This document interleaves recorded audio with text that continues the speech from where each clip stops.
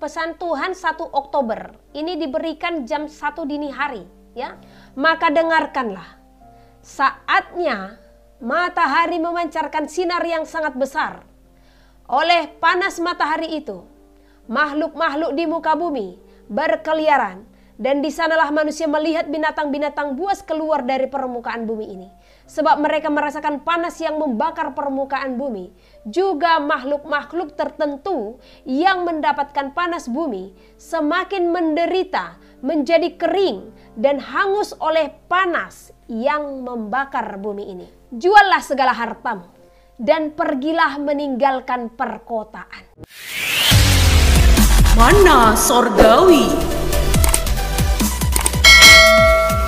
Ketahuilah, sesungguhnya terjadilah segala apa yang sedang tertulis. Di sanalah dijelaskan segala apa yang engkau hadapi. Inilah masa yang sulit, di mana orang yang bertahan akan firman Tuhan akan ditekan dan akan dijauhkan dari permukaan. Maka dengarkanlah, saatnya matahari memancarkan sinar yang sangat besar. Oleh panas matahari itu, makhluk-makhluk di muka bumi berkeliaran, dan di sanalah manusia melihat binatang-binatang buas keluar dari permukaan bumi ini. Sebab mereka merasakan panas yang membakar permukaan bumi. Juga makhluk-makhluk tertentu yang mendapatkan panas bumi semakin menderita, menjadi kering dan hangus oleh panas yang membakar bumi ini. Juallah segala hartamu dan pergilah meninggalkan perkotaan. Sebab di sanalah panas bumi semakin mencekam. Beritahukanlah semua ini. Sebab hari dan waktunya Tuhan telah menetapkan atas bumi ini sebelum semua tergenapi. Di mana-mana akan terjadi bencana besar yang datang melanda bumi. Itu juga pertanda yang telah dituliskan di kitab Wahyu. Sudah waktunya semuanya akan tergenapi.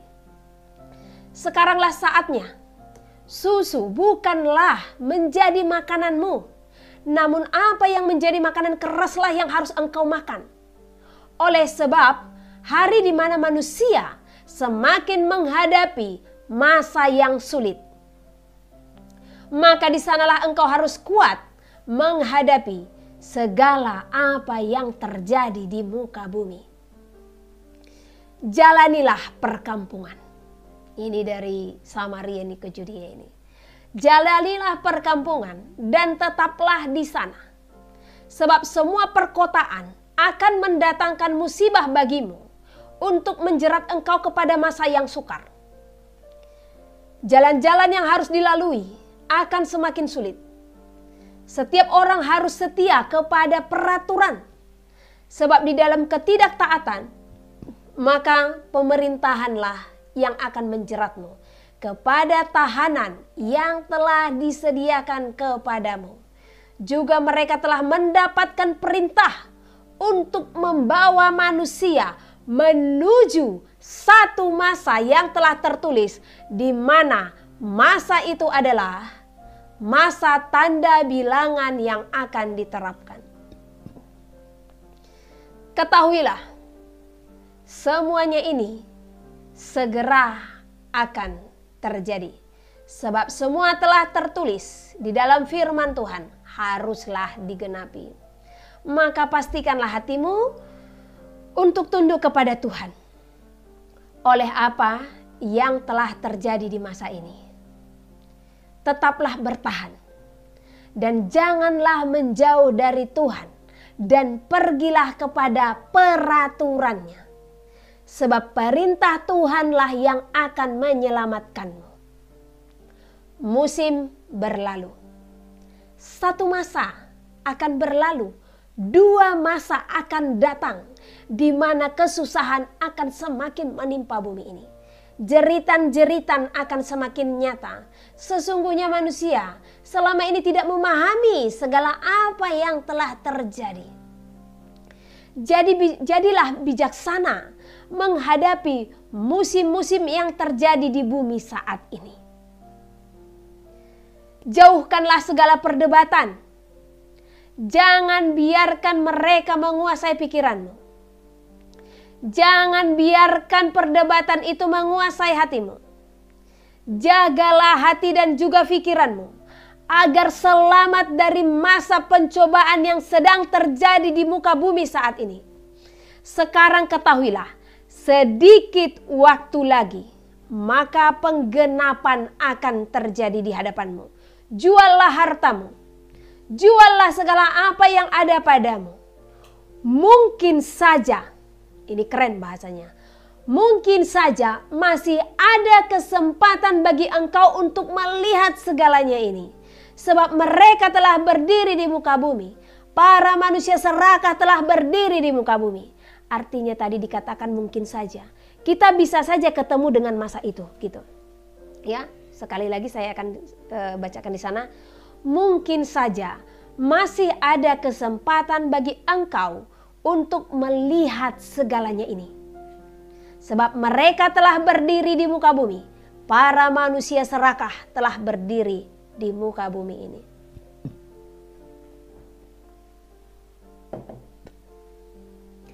Jangan pernah memberi hatimu untuk mendapatkan apa yang menjadikanmu serupa juga sedarah dengan mereka. Serupa dan sedarah itu menjadi satu seperti pribadi mereka, ya.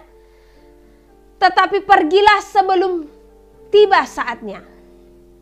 Tetapi pergilah sebab sudah tiba saatnya. Mampukan hatimu menerima segalanya ini.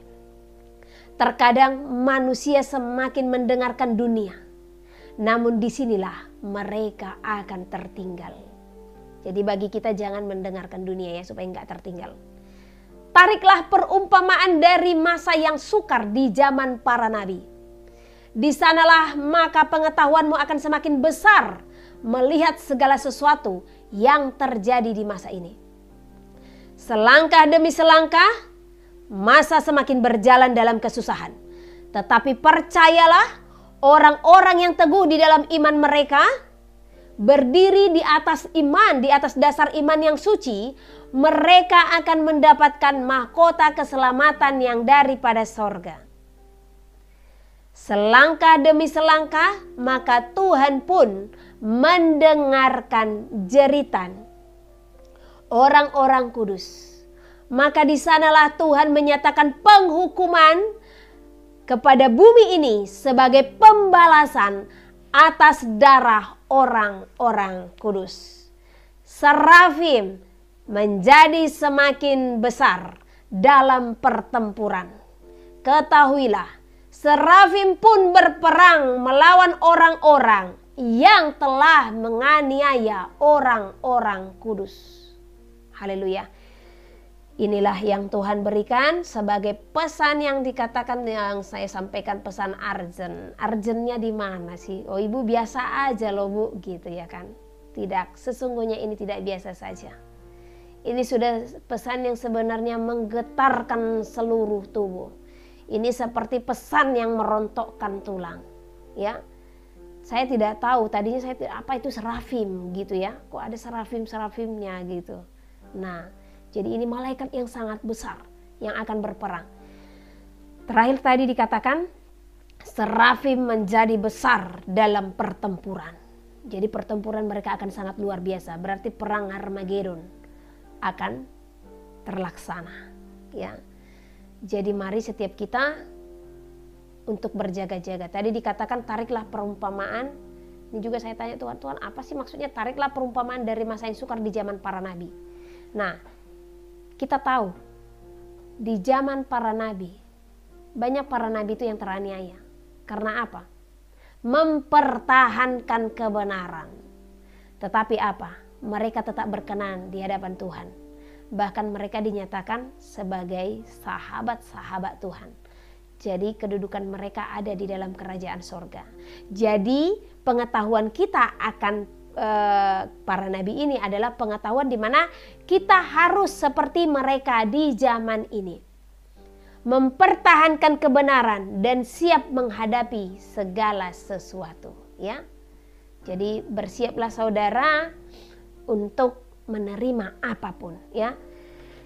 Tuhan tadi katakan juallah hartamu. Oh, ini hal yang berat pasti, pergumulan besar bagi kita ini ya. Puji Tuhan saya tidak punya harta untuk saya jual, jadi tinggal melangkah keluar gitu. Nah, kenapa sekarang dikatakan untuk pergi? Karena zaman akan semakin sulit gitu. Ini belum ke gunung-gunung. Yang saya lihat ini kita pergi belum ke gunung-gunung. Bahkan ini masih dikatakan untuk ke perkampungan, ke pedesaan. Karena apa? Karena memang di pedesaan lah kita hukum-hukum itu semuanya tidak terlalu diterapkan ya. Dan kita bisa hidup tanpa, satu contoh nih, ini sekarang saya ada di kota nih. Ya.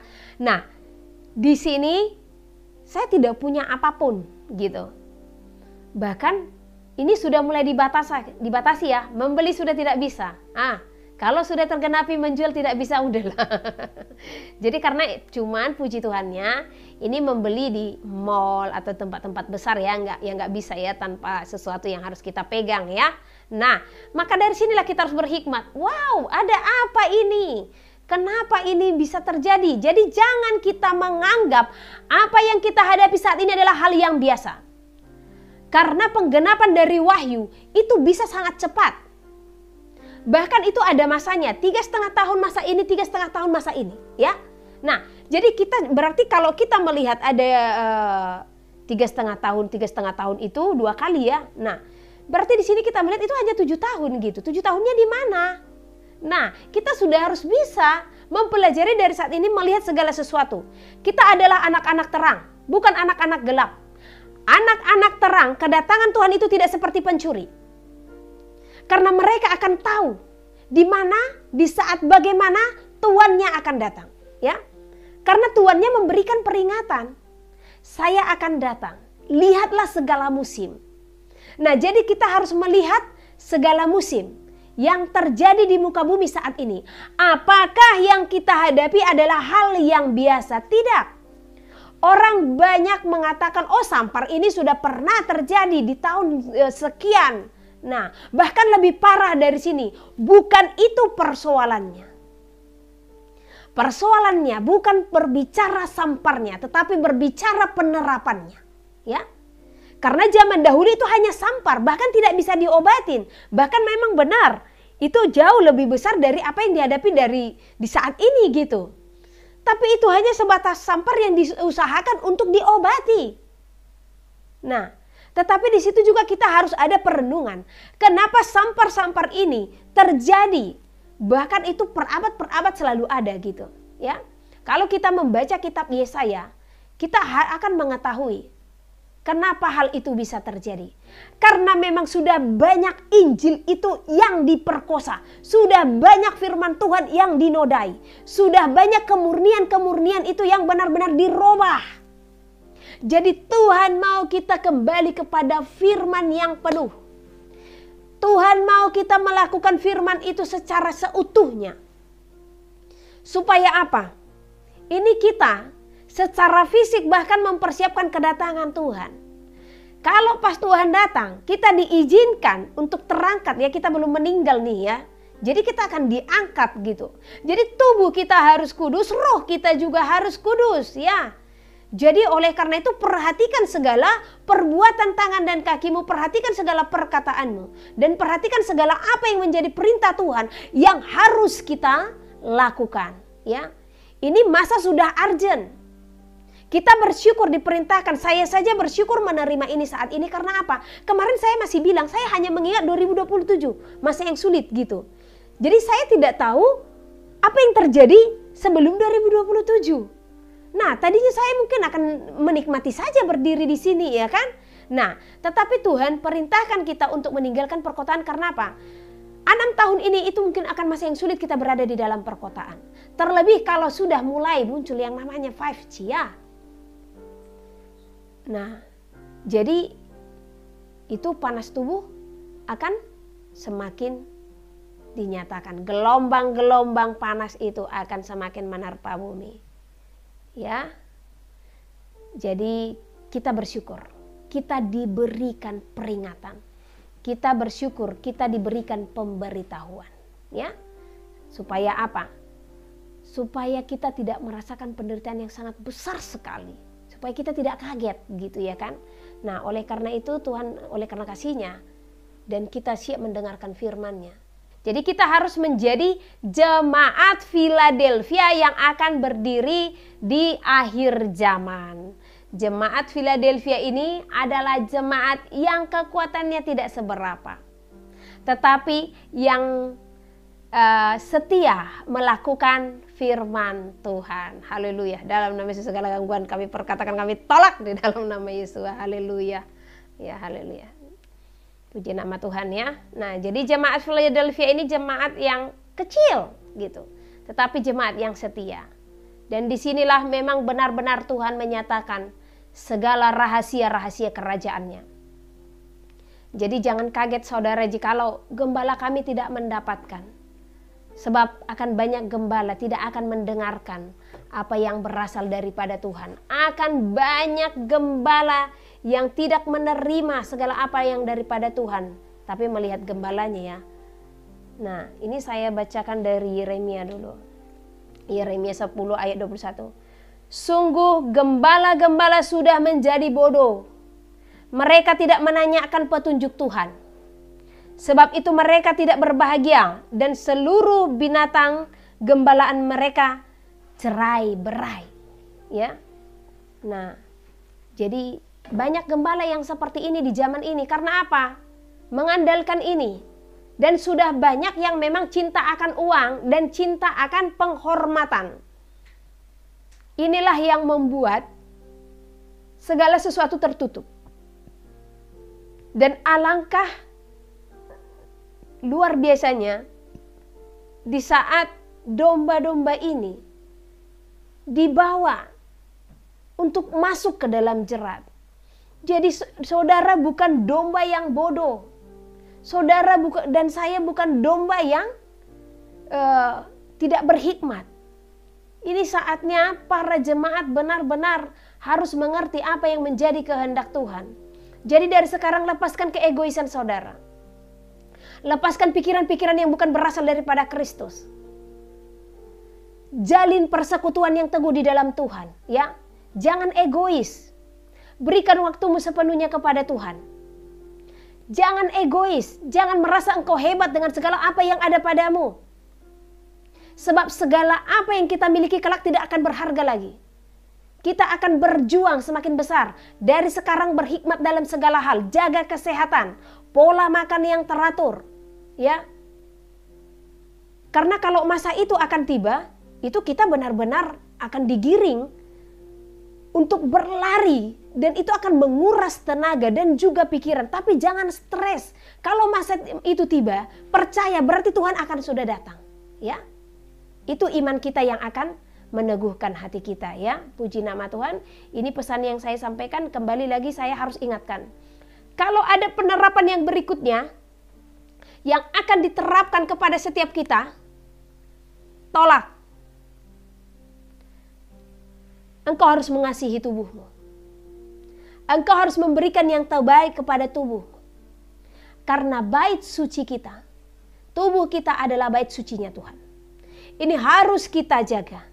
Ya, ini harus benar-benar kita jaga. Biarlah kita hanya menerima apa yang berasal daripada Tuhan.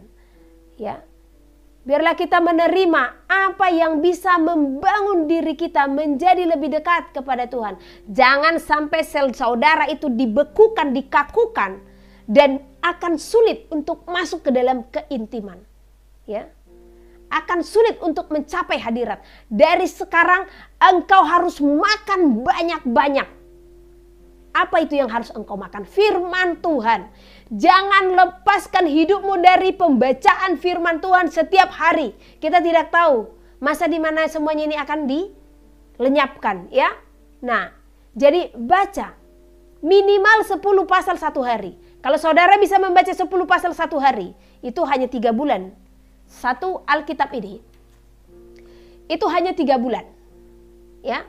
Nah, jadi jangan saudara perkatakan, oh bu, kami tidak ada dapat pengajaran seperti ini dan itu. Kita tidak akan menemukan apa-apapun sekarang daripada manusia. Inilah saatnya saudara dan saya mengandalkan Tuhan sepenuhnya.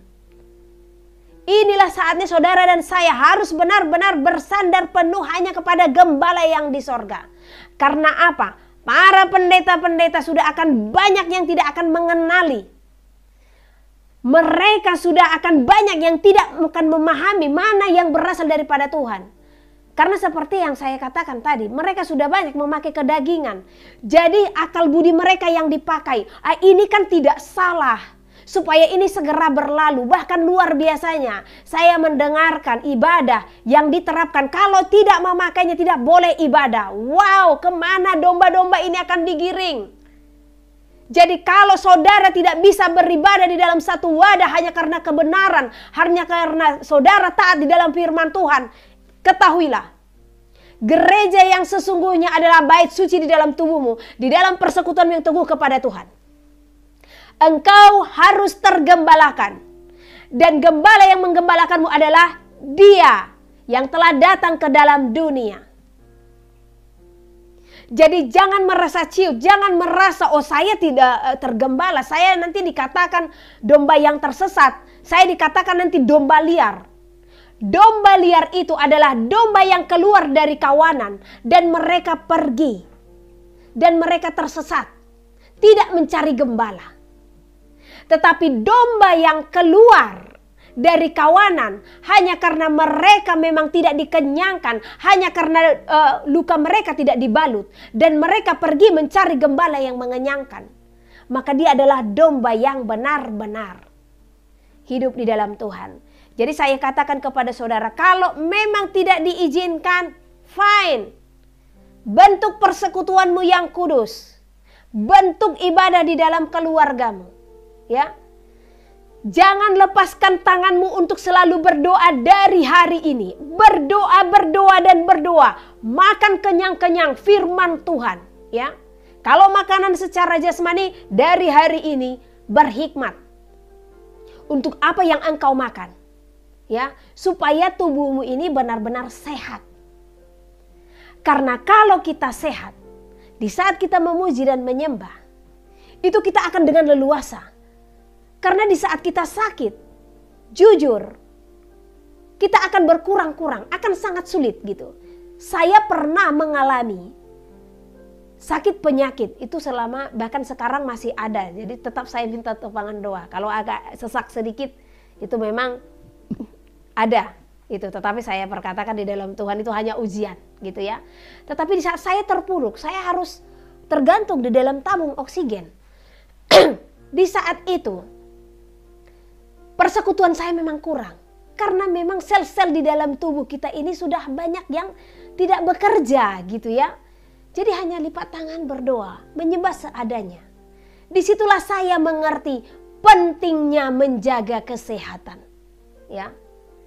Jadi jangan handphone saja. Handphone ini, di sini kita harus berhikmat. Ini yang menjadi berhala terbesar di akhir zaman.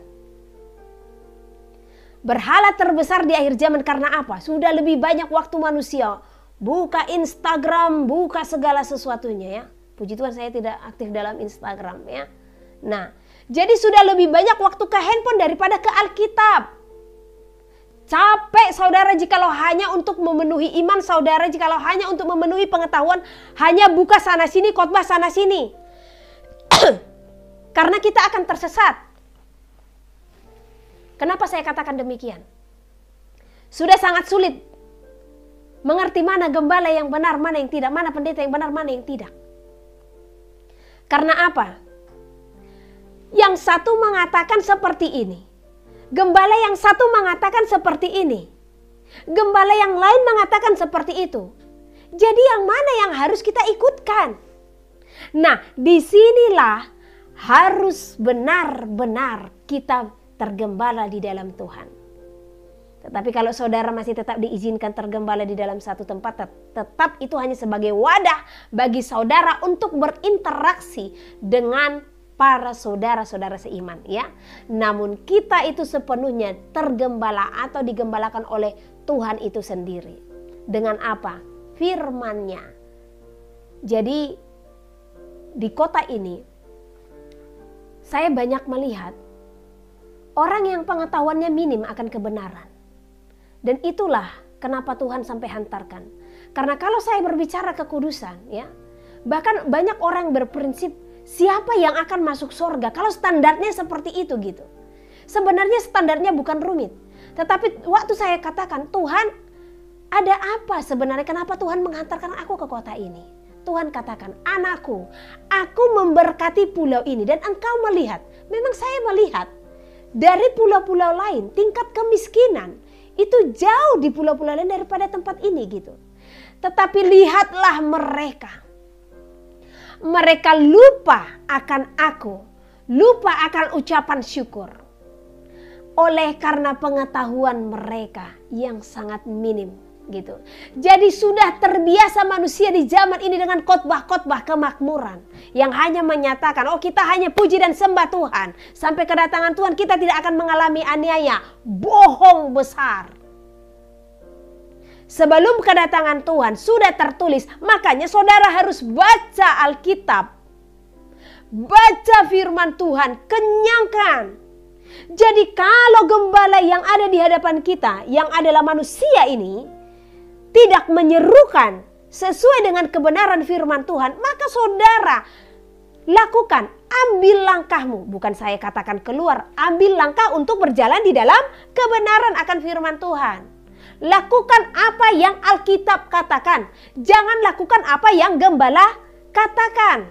Kecuali gembala yang kudus ya. Nah, karena di sini kita sudah dibingungkan dengan para gembala-gembala dunia yang dipercayakan oleh Tuhan untuk menggiring domba-domba. Ya, kita sudah sangat bingung. Oleh karena itu saya katakan kepada saudara, sebelum saudara mendengarkan setiap khotbah, berdoa penudungan. Supaya saudara tidak terjerat seandainya itu tidak perkataan Tuhan. Ya. Nah, jadi doa memohon penudungan. Supaya kita hanya akan memakan apa yang baik. Dan apa yang tidak baik itu tidak akan terimpartasi. Karena jujur saudara, saya di sini akan bukakan perkara-perkara roh itu harus kita mengerti ya. Banyak sekarang hamba Tuhan yang memberitakan kebenaran tetapi tidak pelaku kebenaran. Jadi sering kita mengatakan, ya nggak apa-apa bu. Karena kami kan hanya mendengarkan khotbahnya saja, kami hanya ambil yang baiknya. Sudah bisakah saudara menjamin untuk penudungan? Nah, jadi karena itu saya sampaikan bagi kita semua, kita harus minta doa pembentengan.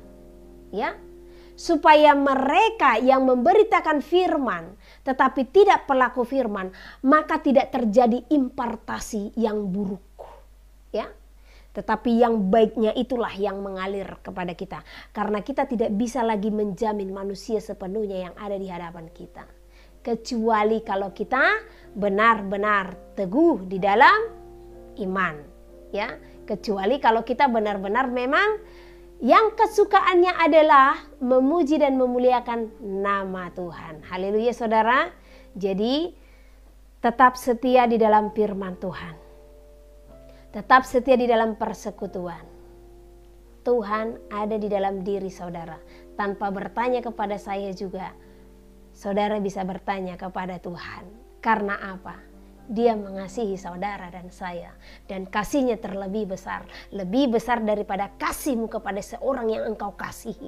Kasihnya sangat luar biasa. Tidak ada yang bisa menandingi. Seberapa besar pun kasihmu kepada suamimu, kepada anak-anakmu. Kasih Tuhan jauh terlebih besar. Karena apa? Kasih manusia itu terbatas. Janji manusia itu rapuh. Tetapi kasih Tuhan tidak terbatas. Dan janji Tuhan adalah murni. Haleluya. Wahyu pasal 20. Kerajaan 1000 tahun. Lalu aku melihat seorang malaikat turun dari sorga, memegang anak kunci jurang maut dan suatu rantai besar di tangannya. Ia menangkap naga si ular tua itu, yaitu iblis dan Satan. Dan ia mengikatnya 1000 tahun lamanya, lalu melemparkannya ke dalam jurang maut dan menutup jurang maut itu dan memeteraikannya di atasnya, supaya ia jangan lagi menyesatkan bangsa-bangsa sebelum berakhir masa 1000 tahun itu. Kemudian daripada itu ia akan dilepaskan untuk sedikit waktu lamanya. Lalu aku melihat tahta-tahta dan orang-orang yang duduk di atasnya. Kepada mereka diserahkan kuasa untuk menghakimi. Aku juga melihat jiwa-jiwa mereka yang telah dipenggal kepalanya karena kesaksian tentang Yesus dan karena firman Allah, yang tidak menyembah binatang itu dan patungnya, dan yang tidak juga menerima tandanya pada dahi dan tangan mereka. Dan mereka hidup kembali dan memerintah sebagai raja bersama-sama dengan Kristus untuk masa 1000 tahun. Tetapi orang-orang mati yang lain tidak bangkit sebelum berakhir masa yang 1000 tahun itu. Inilah kebangkitan pertama. Berbahagia dan kuduslah ia yang mendapat bagian dalam kebangkitan pertama itu. Kematian yang kedua tidak berkuasa lagi atas mereka, tetapi mereka akan menjadi imam-imam Allah dan Kristus, dan mereka akan memerintah sebagai raja bersama-sama dengan Dia 1000 tahun lamanya. Iblis dihukum. Dan setelah masa 1000 tahun itu berakhir, iblis akan dilepaskan dari penjaranya, dan ia akan pergi menyesatkan bangsa-bangsa pada keempat penjuru bumi, yaitu Gog dan Magog, dan mengumpulkan mereka untuk berperang, dan jumlah mereka sama dengan banyaknya pasir di laut. Maka naiklah mereka ke seluruh dataran bumi, lalu mengepung perkemahan tentara orang-orang kudus dan kota yang dikasihi itu. Tetapi dari langit turunlah api menghanguskan mereka, dan iblis yang menyesatkan mereka dilemparkan ke dalam lautan api dan belerang, yaitu tempat binatang dan nabi palsu itu, dan mereka disiksa siang malam sampai selama-lamanya. Hukuman yang terakhir. Lalu aku melihat suatu tahta putih yang besar, dan Dia yang duduk di atasnya. Dari hadapannya lenyaplah bumi dan langit, dan tidak ditemukan lagi tempatnya. Dan aku melihat orang-orang mati besar dan kecil berdiri di depan tahta itu. Lalu dibuka semua kitab, dan dibuka juga sebuah kitab lain, yaitu kitab kehidupan. Dan orang-orang mati dihakimi menurut perbuatan mereka, berdasarkan apa yang ada tertulis di dalam kitab-kitab itu. Maka laut menyerahkan orang-orang mati yang ada di dalamnya, dan maut dan kerajaan maut menyerahkan orang-orang mati yang ada di dalamnya, dan mereka dihakimi masing-masing menurut perbuatannya. Lalu maut dan kerajaan maut itu dilemparkanlah ke dalam lautan api. Itulah kematian yang kedua, lautan api. Dan setiap orang yang tidak ditemukan namanya tertulis di dalam kitab kehidupan itu, ia dilemparkan ke dalam lautan api itu. Wahyu pasal 21. Langit yang baru dan bumi yang baru. Lalu aku melihat langit yang baru dan bumi yang baru, sebab langit yang pertama dan bumi yang pertama telah berlalu, dan laut pun tidak ada lagi. Dan aku melihat kota yang kudus, Yerusalem yang baru, turun dari sorga, dari Allah, yang berhias bagaikan pengantin perempuan yang berdandan untuk suaminya. Lalu aku mendengar suara yang nyaring dari tahta itu berkata, "Lihatlah, kemah Allah ada di tengah-tengah manusia, dan ia akan diam bersama-sama dengan mereka. Mereka akan menjadi umatnya, dan ia akan menjadi Allah mereka. Dan ia akan menghapus segala air mata dari mata mereka. Dan maut tidak akan ada lagi. Tidak akan ada lagi perkabungan, atau ratap tangis, atau duka cita, sebab segala sesuatu yang lama itu telah berlalu." Ia yang duduk di atas tahta itu berkata, "Lihatlah, aku menjadikan segala sesuatu baru." Dan firman-Nya, "Tuliskanlah, karena segala perkataan ini adalah tepat dan benar." Firman-Nya lagi kepadaku, "Semuanya telah terjadi. Aku adalah Alfa dan Omega, yang awal dan yang akhir. Orang yang haus akan kuberi minum dengan cuma-cuma dari mata air kehidupan.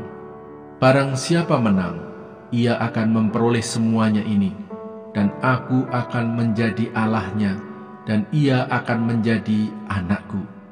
Tetapi orang-orang penakut, orang-orang yang tidak percaya, orang-orang keji, orang-orang pembunuh, orang-orang sundal, tukang-tukang sihir, penyembah-penyembah berhala, dan semua pendusta, Mereka akan mendapat bagian mereka di dalam lautan yang menyala-nyala oleh api dan belerang. Inilah kematian yang kedua, Yerusalem yang baru. Maka datanglah seorang dari ketujuh malaikat yang memegang ketujuh cawan, yang penuh dengan ketujuh malapetaka terakhir itu. Lalu ia berkata kepadaku, katanya, "Marilah ke sini, aku akan menunjukkan kepadamu pengantin perempuan mempelai anak domba." Lalu di dalam roh ia membawa aku ke atas sebuah gunung yang besar lagi tinggi, dan ia menunjukkan kepadaku kota yang kudus itu, Yerusalem, turun dari sorga, dari Allah. Kota itu penuh dengan kemuliaan Allah, dan cahayanya sama seperti permata yang paling indah, bagaikan permata yaspis, jernih seperti kristal. Dan temboknya besar lagi tinggi, dan pintu gerbangnya 12 buah. Dan di atas pintu-pintu gerbang itu ada 12 malaikat, dan di atasnya tertulis nama ke-12 suku Israel. Di sebelah timur terdapat 3 pintu gerbang, dan di sebelah utara 3 pintu gerbang, dan di sebelah selatan 3 pintu gerbang, dan di sebelah barat 3 pintu gerbang. Dan tembok kota itu mempunyai 12 batu dasar, dan di atasnya tertulis ke-12 nama ke-12 rasul anak domba itu. Dan ia yang berkata-kata dengan aku mempunyai suatu tongkat pengukur dari emas untuk mengukur kota itu serta pintu-pintu gerbangnya dan temboknya. Kota itu bentuknya 4 persegi, panjangnya sama dengan lebarnya, dan ia mengukur kota itu dengan tongkat itu, 12.000 stadia, panjangnya dan lebarnya dan tingginya sama. Lalu ia mengukur temboknya, 144 hasta, menurut ukuran manusia, yang adalah juga ukuran malaikat. Tembok itu terbuat dari permata yaspis, dan kota itu sendiri dari emas tulen bagaikan kaca murni, dan dasar-dasar tembok kota itu dihiasi dengan segala jenis permata.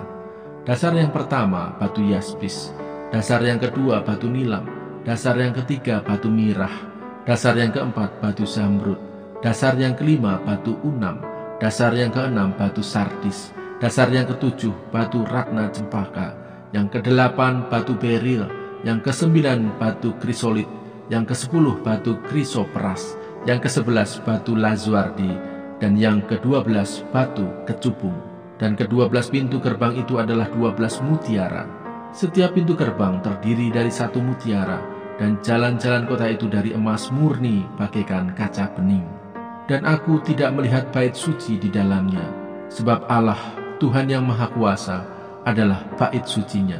Demikian juga anak domba itu. Dan kota itu tidak memerlukan matahari dan bulan untuk menyinarinya, sebab kemuliaan Allah meneranginya, dan anak domba itu adalah lampunya. Dan bangsa-bangsa akan berjalan di dalam cahayanya, dan raja-raja di bumi membawa kekayaan mereka kepadanya. Dan pintu-pintu gerbangnya tidak akan ditutup pada siang hari, sebab malam tidak akan ada lagi di sana. Dan kekayaan dan hormat bangsa-bangsa akan dibawa kepadanya. Tetapi tidak akan masuk ke dalamnya sesuatu yang najis, atau orang yang melakukan kekejian atau dusta, tetapi hanya mereka yang namanya tertulis di dalam kitab kehidupan anak domba itu. Mana Sorgawi.